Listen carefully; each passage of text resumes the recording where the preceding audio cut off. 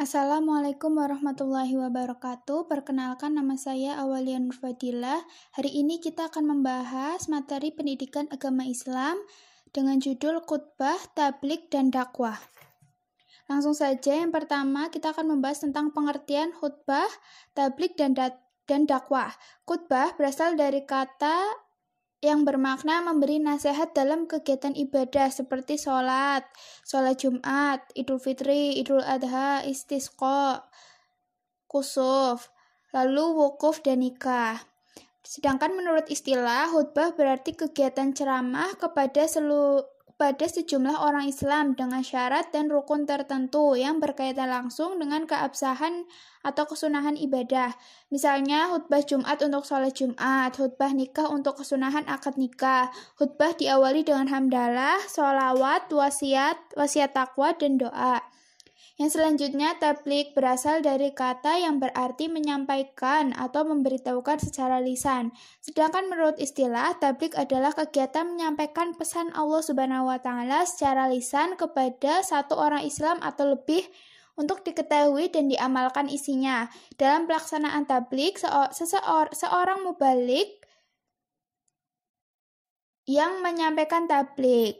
Yang selanjutnya dakwah. Dakwah berasal dari kata yang berarti memanggil, menyeru, mengajak pada sesuatu hal. Sedangkan menurut istilah, dakwah adalah kegiatan mengajak orang lain atau seseorang atau lebih ke jalan Allah Subhanahu wa Ta'ala, baik secara lisan atau perbuatan. Di sini dikenal adanya dakwah bil lisan atau dakwah billah. Kegiatan bukan hanya ceramah, tetapi juga aksi sosial yang nyata, misalnya santunan anak yatim, sumbangan untuk membangun fasilitas umum, dan lain sebagainya.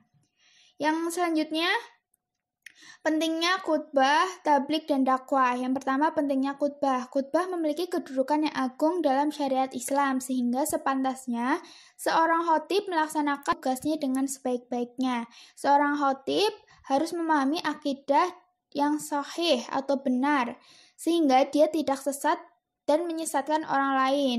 Seorang khatib seharusnya menyampaikan fikih sehingga Seorang khatib seharusnya memahami fikih sehingga mampu membimbing manusia dengan cahaya syariat menuju jalan yang lurus.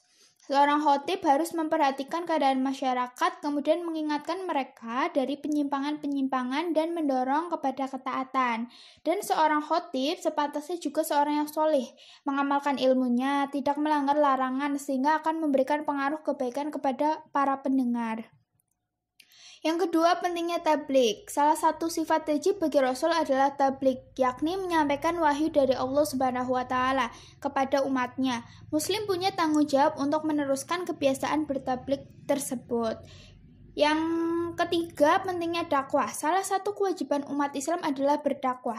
Sebagian ulama ada yang menyebut berdakwah itu hukumnya fardu kifayah atau kewajiban kolektif. Sebagian lainnya menyatakan fardu ain. Yang selanjutnya, ketentuan khutbah, tabligh, dan dakwah. Yang pertama, ketentuan khutbah. Yang pertama itu ada syarat khatib. Yang pertama Islam, yang kedua baligh, yang ketiga berakal sehat, yang keempat mengetahui ilmu agama. Yang kedua, syarat dua khutbah, yaitu khutbah dilaksanakan sesudah masuk waktu duhur. Khatib duduk di antara dua khutbah. Khutbah diucapkan dengan suara yang keras dan jelas. Yang terakhir, tertib. Yang selanjutnya, rukun khutbah. Yang pertama, membaca hamdalah. Yang kedua, membaca syahadatain. Yang ketiga, membaca sholawat. Yang keempat, berwasiat takwa. Yang kelima, membaca ayat Al-Quran pada salah satu khutbah. Yang keenam, berdoa pada khutbah kedua. Yang selanjutnya, sunnah khutbah. Khatib berdiri ketika khutbah. Yang kedua, mengawali khutbah dengan memberi salam. Lalu khutbah hendaknya jelas, mudah dipahami, dan tidak terlalu panjang. Lalu khatib menghadap jamaah ketika khutbah. Lalu menerbitkan rukun khutbah dan membaca surat Al-Ikhlas ketika duduk di antara dua khutbah. Yang kedua, ketentuan tabligh. Yang pertama ada syarat mubalik. Yang pertama Islam, baligh, berakal, dan mendalami ajaran Islam. Yang kedua, etika dalam menyampaikan tabligh. Yang pertama, bersikap lemah lembut, tidak kasar, dan tidak merusak, menggunakan bahasa yang mudah dimengerti, mengutamakan musyawarah dan berdiskusi untuk memperoleh kesepakatan bersama, Materi dakwah yang disampaikan harus mempunyai dasar hukum yang kuat dan jelas sumbernya, menyampaikan dengan ikhlas dan sabar sesuai dengan kondisi psikologis dan sosiologis para pendengarnya atau penerimanya, dan tidak menghasut orang lain untuk bermusuhan, merusak, berselisih, dan mencari-cari kesalahan orang lain. Yang terakhir, ketentuan dakwah. Syarat dai yang pertama ada Islam, baligh, berakal, dan mendalami ajaran Islam. Lalu etika dalam berdakwah, yaitu dakwah dilaksanakan dengan hikmah, yaitu ucapan yang jelas, tegas, dan sikap yang bijaksana. Lalu dakwah dilakukan dengan mau'izatul hasanah atau nasihat yang baik, yaitu cara persuasif atau tanpa kekerasan dan edukatif, memberi pengajaran. Lalu dakwah dilakukan dengan mujadalah, yaitu diskusi atau tukar pikiran yang berjalan secara dinamis dan santun serta menghargai pendapat orang lain. Baik, sekian materi tentang khutbah, tabligh, dan dakwah. Saya mohon maaf apabila terdapat kesalahan dalam menyampaikan materi hari ini. Terima kasih. Wassalamualaikum warahmatullahi wabarakatuh.